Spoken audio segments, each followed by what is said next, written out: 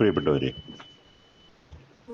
ചാരനിറമുള്ള ശലഭങ്ങൾ ഷിപ്പി ഷഫീഖ് എന്ന യുവകവിയുടെ മറവിയുടെ താക്കോൽ എന്ന കുറുങ്കവിതകളുടെ സമാഹാരത്തിലൂടെയുള്ള ഒരു അക്ഷരയാത്രയാണിത്.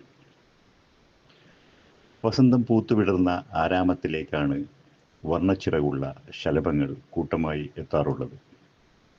വസന്തകാലം ഒടുങ്ങിത്തീർന്ന് ജീർണിച്ചു തുടങ്ങുമ്പോഴാണ് ശലഭപ്രകൃതം അത്ഭുതകരമായി മാറി അവ ചാരനിറമാർന്ന ചിറകുകളുമായി അശുഭക്കാഴ്ചയായി ആരുമറിയാതെ പറന്നെത്തുന്നത്.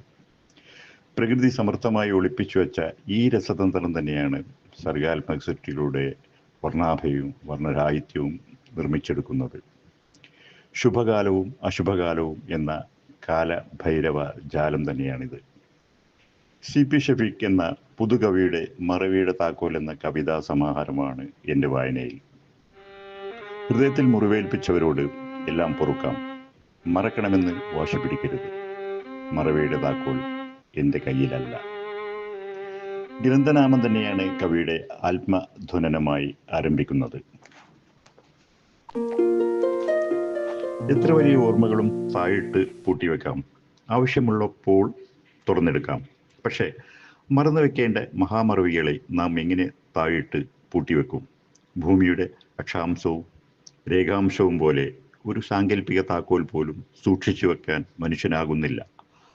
നൈസർഗികമായി മനുഷ്യനെ ചൂഴ്ന്നു നിൽക്കുന്ന ഈ നിസ്സഹായതയിലേക്കാണ് ഷഫീഖിൻ്റെ യുവമാനസം വാതിൽ തുറന്നിടുന്നത്.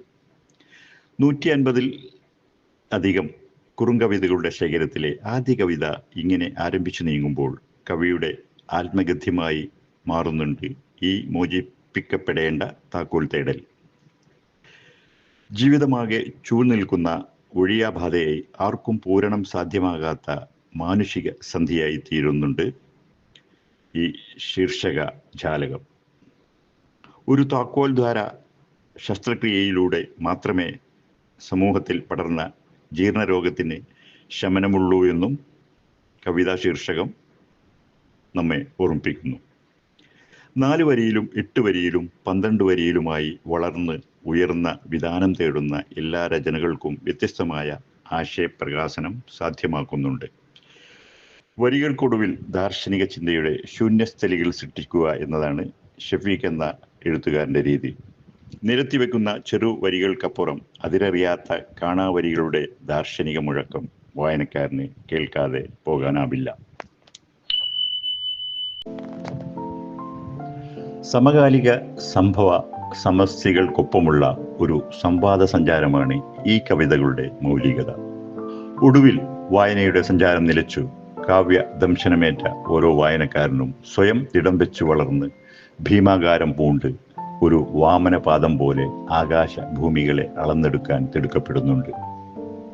അശാന്തവും അശരണവുമായി നിലവിളിയായി നീളെ പിറന്നു വീഴുന്ന ഓരോ വരികളും ജീവിതയാത്രയുടെ വിചിത്ര വഴികളിലൂടെ സഞ്ചരിച്ച് ഒടുക്കം വരെയും പാടിത്തീരാത്ത വിഷാദ ഗീതികളായി തുടരുന്നു. 150-ാം പുറത്തിലെ അവസാന കവിതയായ ശബ്ദാന്തരത്തിലെത്തുമ്പോൾ ഒരു കിതപ്പോടെ കവി ധ്യാനസ്ഥലികളിലെ എരിയുന്ന അഗ്നികുണ്ഡത്തിനരികിൽ ഒറ്റക്കാല് മണ്ണിലമർത്തിവെച്ച് നിശബ്ദ താപസനായി മാറുന്നു. ശബ്ദാന്തരം എന്ന കവിത ഇങ്ങനെ വായിച്ചെടുക്കാം. എൻ്റെ ശബ്ദങ്ങളെ അപശബ്ദങ്ങളായി വ്യാഖ്യാനിക്കുന്നവരോട് എല്ലാ കാലവും ഞാൻ ശബ്ദിച്ചെന്ന് വരില്ല. ഉദാസീനതയുടെ നാളുകളിൽ നീതി പുലരും വരെ കാത്തിരിക്കാം. നീതി അസാധ്യമെന്നുറപ്പിക്കുന്ന ദിനം നിശബ്ദത എൻ്റെ സിരകളിൽ കട്ടപിടിച്ചിരിക്കും. ഒന്ന് ശബ്ദിച്ചിരുന്നുവെങ്കിൽ നിങ്ങളും ആശിച്ചു പോകും. ഇത് പൊൻപുലരി കാത്തിരിക്കുന്ന ജനതയുടെ വിമോചന സ്വപ്നമാണ്. നിവർന്നു നിൽക്കാനൊരിടമില്ലാത്ത വിധം അന്യവൽക്കരിക്കപ്പെട്ടു പോയ മനുഷ്യാവസ്ഥയാണ്. ചെവിയോർത്തിരിക്കാൻ ഒരു ഉണർത്തുപാട്ട് പോലും കേൾക്കാനില്ലാത്ത കാലം. ചന്ദ്രയാൻ എന്ന മറ്റൊരു കവിത ഇങ്ങനെ തുടങ്ങുന്നു. കാലത്തിന്റെ കണി കാണാൻ കവിത പോലും കഴുത്തൊറുക്കുന്നു. നരവംശ പരാജയഗാഥയ്ക്ക് ഇനിയും ഇതിവൃത്തമാകണോ? സമയമുണ്ടെങ്കിൽ നമുക്കിരുവർക്കും ചൊവ്വയിൽ വെച്ച് സന്ധിക്കാം. ബുൾഡോസർ തകർത്ത് പാർപ്പിടം നഷ്ടപ്പെട്ട മനുഷ്യർ കൂട്ടത്തോടെ വാസ്തുയോഗ്യമല്ലാതായിക്കൊണ്ടിരിക്കുന്ന ഈ പ്ലാനറ്റ് ഉപേക്ഷിച്ച് പോകുന്ന അഭയാർത്ഥികളുടെ സംഘകാലമാണ് കവിയുടെ ഉള്ളുലക്കുന്നത്. ഭൂമിവാസം മടുത്ത് അന്യഗ്രഹങ്ങളിൽ അഭയം ആഗ്രഹിക്കുന്ന മനുഷ്യരാണ് നമുക്ക് ചുറ്റുമുള്ളത്. വിപരീതം എന്ന കവിത വിടരുന്നത് ഇങ്ങനെയാണ്. അന്ന് സ്നേഹത്തിന്റെ നിഘണ്ടുവിൽ ഒരുപാട് വാക്കുകളുണ്ടായിരുന്നു. പിന്നീട് ഓരോ വാക്കിനും ഒരുപാട് വിപരീതങ്ങളുണ്ടായി. അങ്ങനെ ഓരോ വിപരീതവും ഓരോ വാക്കായി മാറി. ഇന്ന് ഓരോ വാക്കും വിപരീതമാണ്.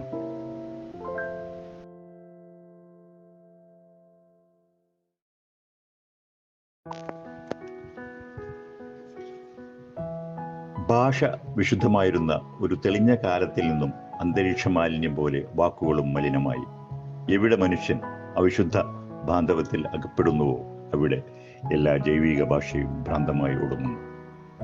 ഇങ്ങനെ വായിച്ചു പ്രതികരിക്കാൻ തുടങ്ങിയാൽ എല്ലാ കവിതകൾക്കും ഏകാർത്ഥ ധ്വനിയായി തുടങ്ങി നാനാർത്ഥ ചിന്തയായി വളർന്ന് നീളെ നീണ്ടുപോകുന്ന വാഗ്മയ സരണികളാണ് CP ഷഫീഖിന്റെ എല്ലാ രചനകളും.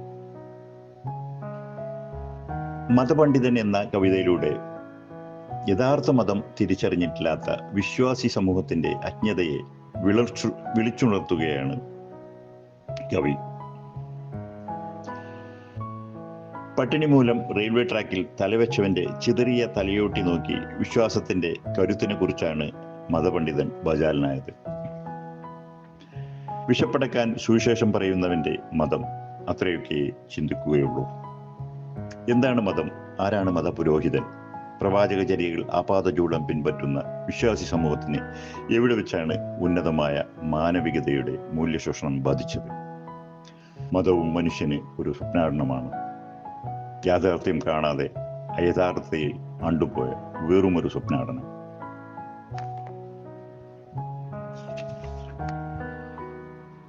മാവോയിസ്റ്റ് എന്ന മറ്റൊരു കവിത കേൾക്കുക.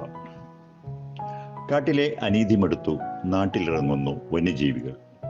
നാട്ടിലെ അനീതി അകറ്റാൻ കാടുകയറുന്നവൻ മാവോയിസ്റ്റ്.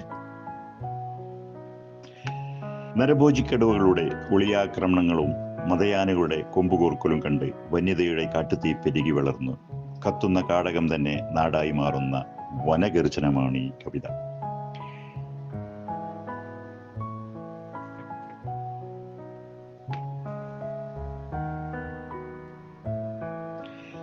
എല്ലാ നവീന വിപ്ലവ ആശയങ്ങളും കേവലം നരഹത്യകർ മാത്രമായി ഒടുങ്ങുന്ന സമകാലീന അവസ്ഥയെ മാവോയിസ്റ്റ് എന്ന കവിതയിലൂടെ വായിച്ചെടുക്കാം.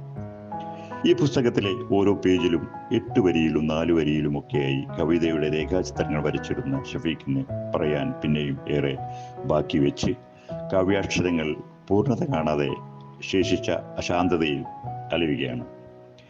CP ഷഫീഖ് എന്ന കവിയുടെ രചനകളെ അതിൻ്റെ വ്യതിരിക്തതയാണ് ഈ പറഞ്ഞതൊക്കെയും. കുറഞ്ഞ വാക്കുകൊണ്ട് വിതർത്തിയിടുന്ന വിചാര വിസ്തൃതിയാണ് ഈ താക്കോൽ കവിതകളുടെ ദാർശനിക ഭംഗികൾ.